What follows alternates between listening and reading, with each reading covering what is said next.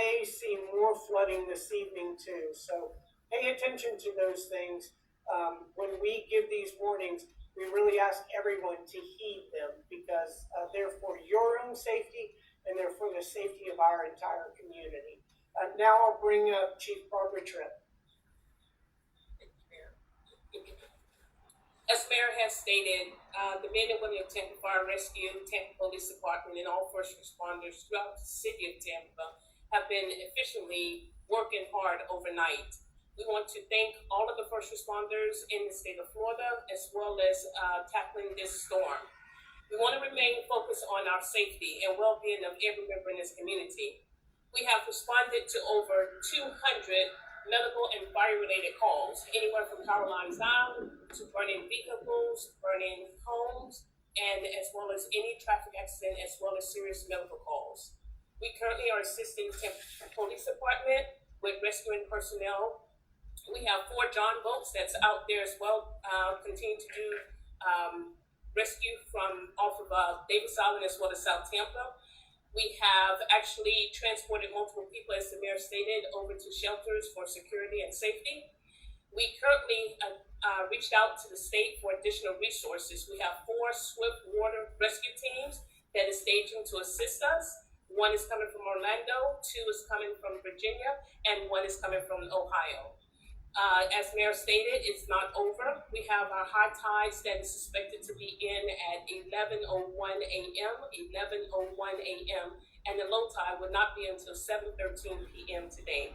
We want everyone to be cautious. As Mayor says, we still have power outage. Please do not leave candles unattended. We prefer you do not use the candles, but make sure you're attentive to the candles. And as she stated with generators, you have to make sure the generators are operated in a well-ventilated area. Do not operate them in your garage. Do not operate them in your home. Make sure it's a well-ventilated area.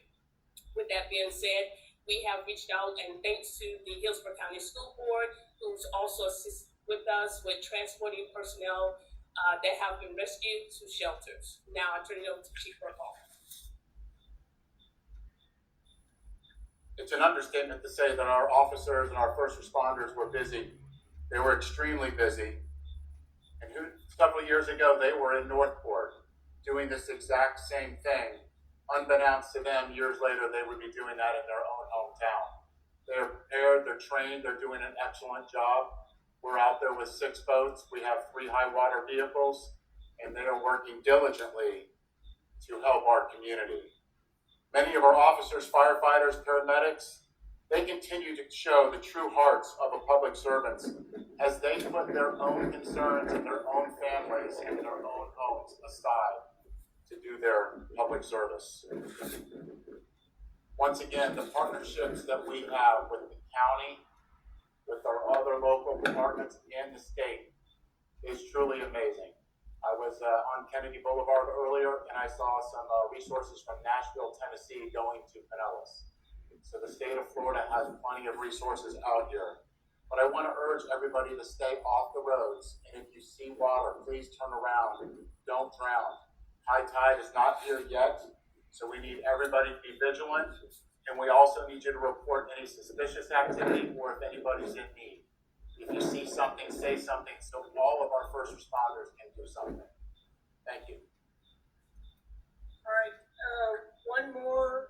Oh, okay. One more. We had one of our wastewater pumps fail, but it was in an area where it was submerged, and so Tampa Police Department took our wastewater team in by one of the high water vehicles, and they're working on fixing that right now.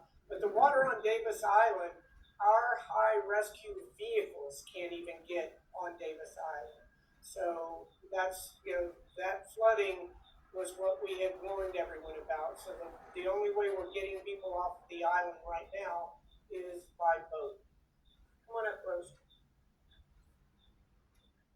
Buenos días, soy Sargento Rose Endodopoulos con el Departamento de Policía de Tampa. Primeramente le queremos dar la gracia a todos los oficiales de primeros auxilios, a los bomberos y a todo el mundo.